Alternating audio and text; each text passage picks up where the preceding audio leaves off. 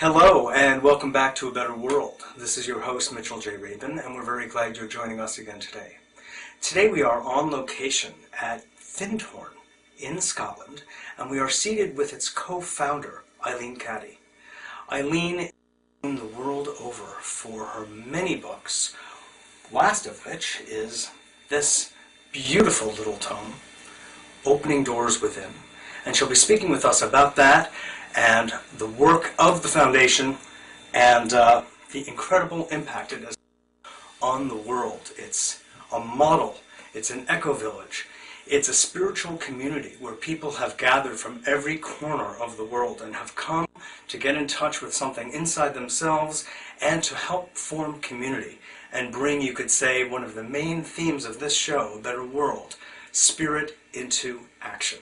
So we're very pleased and honored to have Eileen on the show with us today and speaking with us from her fount of knowledge and wisdom. Eileen, thanks so much for being on the show with us today. It's a pleasure. Good. So why don't you first tell us about what, after so many books, inspired you to write this last one? Well, it's just little bits of guidance that have come to me throughout the years, and it's been put together by David Platts. And here it is, and it's going out. I was told it would go, my word would go out to the four corners of the earth. And when I say my, it's the God within me. Yes. And so this is something that has gone out and out. And it's been translated into, I think it's nearly 30 languages. Mm. And so that is why when I read it every morning before I leave this house, I visualize a world family reading these little simple pieces of guidance. And it's a wonderful feeling of oneness, of wholeness.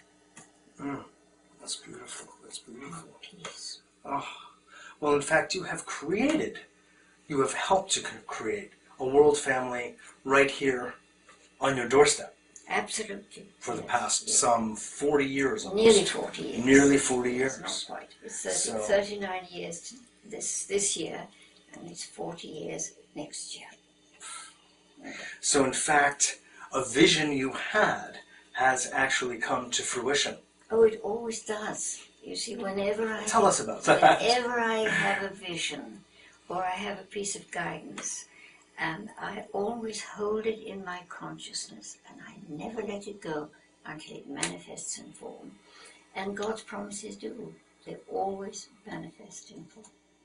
Now it's interesting because at various points along the path in your life, you've had very serious questions about the presence of God and whether you can actually trust that voice.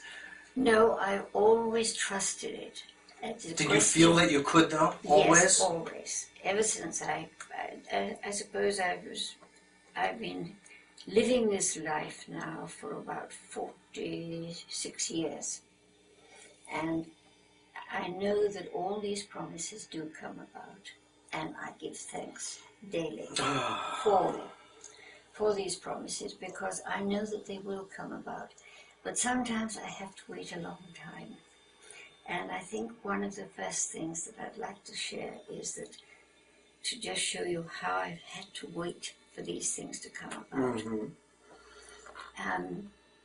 I was told a long time ago that I would be reunited with all my family at the right time. And I thought, well, perhaps another month or perhaps a few weeks and so on. And I had to wait until I was 80 years old before I was reunited with all my family. Oh. I have 4 sons and 4 daughters. And they hadn't even met. Oh. And in a sense, from separate families. 2 families. They're Right. only just from 2, yes. Yes. And I left my 5 children, and I left my first husband to be with Peter. And that's how that came about. Yes.